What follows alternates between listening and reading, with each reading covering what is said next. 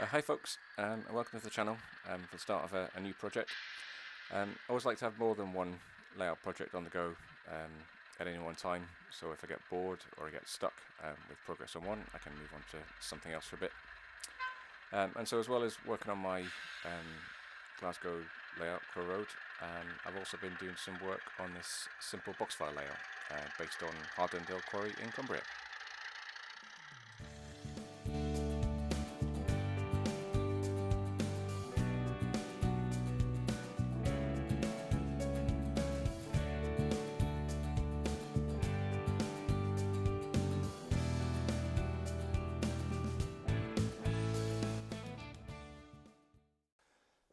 Yeah, so the inspiration for this layout came from two sources really.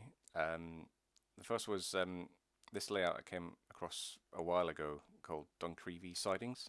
I don't know if I'm pronouncing that quite right, which is a double O gauge layout that I came across about the same time as I was developing plans for what would eventually become my Peelish layout. In a way, it's quite similar in that you've got a set of sidings on the main layout, and what you imagine is that the rest of the station or the rest of the world is off the layout. So with the case of Peelish, what you got there is kind of the rest of the station and the rest of the island is off the left hand side, and you just have a little bit of the station and some sidings on view. With the Duncreevy sidings and with this layout, you've just got what is effectively the head shunt at the end of what's imagined to be a large industrial complex off to the left hand side. With that kind of locked in my memory, I then come across some photos of Hardendale Quarry in Cumbria when I was doing some research on who uses Hunslet shunters, because two of them I recently acquired from the Engage Society. Where the Hardendale Quarry is actually based is sort of not far from Shap in Cumbria, just off the West Coast main line.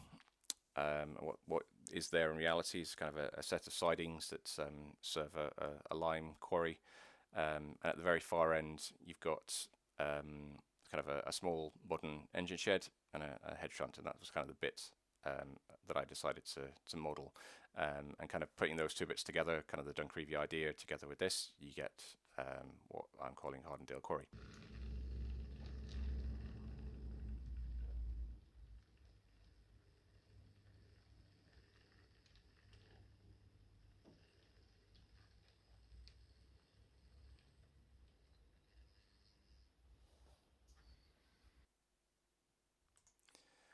For the track plan, it's kind of based loosely on the real thing.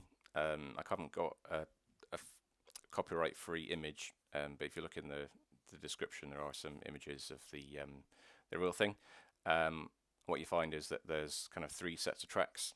On the left-hand side, you've got track which has got a small engine shed on it, and then there are two tracks in the middle, which in reality have got, I think it's a double crossover, or double, I'm not quite sure of the difference between a double crossover and double slip, but it's kind of that. So you can get from one side of the track to the other side of the track and vice versa. To put that on my layout, those points, those types of crossovers do exist in Engage, but they are quite difficult to wire up from experience, and they are quite expensive as well. So, and to do the wiring up on this layout where there isn't really a proper baseboard is going to be a bit tricky. So with that in mind, I decided to compromise, and I've kind of simplified it a bit and just gone with two sets of points, which does allow the same movement-ish from the one track to the other track, but it's obviously not as it is in the prototype.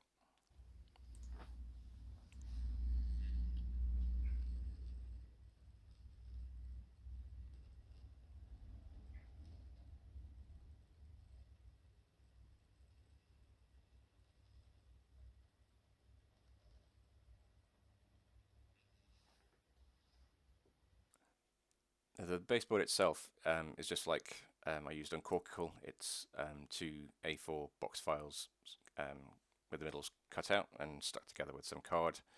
The track is Pico code 55, and the points I'm using are Pico Unifrog points, which I've used on a few layouts now and find them really reliable and easy to wire up. So yeah, I think they're great. The track's laid on some cork bed, which again I've used quite a lot of times recently, and at the very end into the fiddle yard I've used these Kato universal track joiners, so that the Pico track can be connected up to a temporary fiddle yard using some of the Kato track. One early problem I had identified early on was I had the wrong type of track for the prototype. So Hardendale Quarry has got concrete sleepers, not the older wooden ones that I've got here. And so I thought, rather than buying some new track, I wondered if I could actually replicate the effect of the concrete sleepers using the wooden ones. And to do that, I used a grey aerosol and just basically sprayed the track. Did a couple of coats to kind of remove the kind of wooden texture on the track. But as you can see in this photo, it's kind of before and after. I think it's come up quite well, which was good. So I didn't need to buy anything more.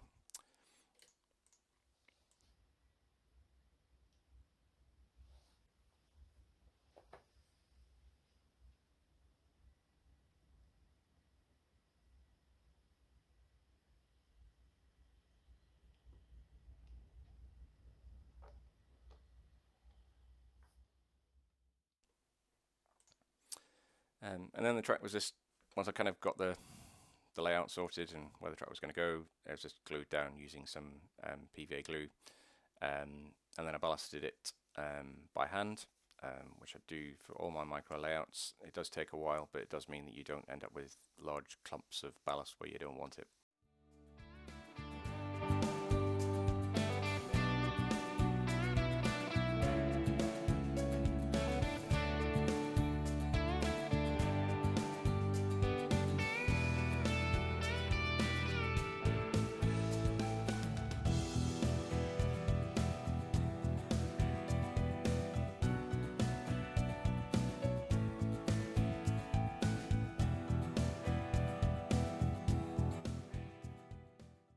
And then mist that down with some water to get it nice and wet, and then fix it in place with the usual 50-50 mix of PVA glue and water. And to avoid fouling the points on this first go over, and yeah, kind of having the parts stick together, I covered the moving parts of the points with some masking tape, and then once the rest of the layout was all dry, went in and then kind of carefully glued the ballast in place for the points. Because I find out if I do it all together, I ended up kind of brushing bits of it, and when I don't mean to, and this helps me not do that.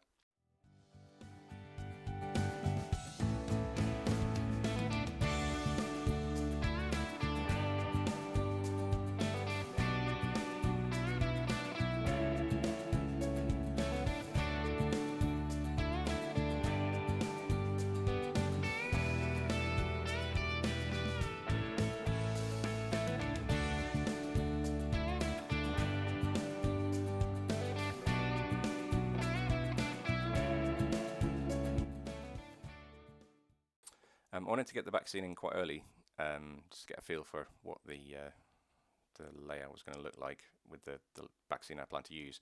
And so I used a free countryside sheet that I received from a copy of Railway Modeler about a year ago, which does give a similar feel to me to the Shap area.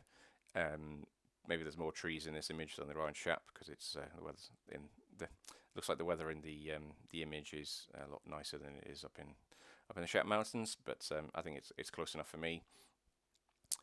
I wanted this back scene to actually be removable, because I wanted the kind of fold down the box file and have it easy to store rather than kind of standing up.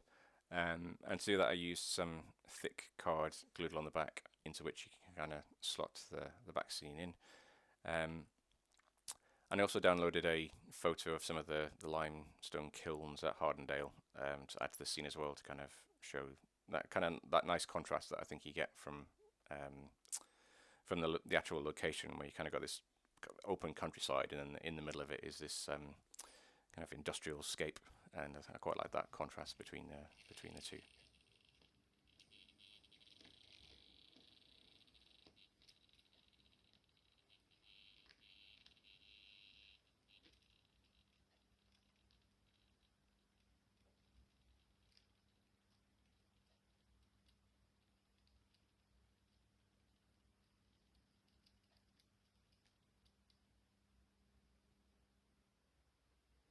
And with that in place, I used some more cards to build up the scenery around the end of the siding, together with some masking tape and some leftover sponge pieces that I had. This was then all painted in the usual burnt umber acrylic paint. Once that was dry, I then added layers of Pico grass scatter using PVA glue to kind of do the grass layer, and then around that use some Woodland Scenics foliage to kind of blend the back scene in. And yeah, that's kind of where I'm at with this. So yeah, hopefully you enjoyed the video. Let me know what you think in the comments section below, and I'll see you all next time.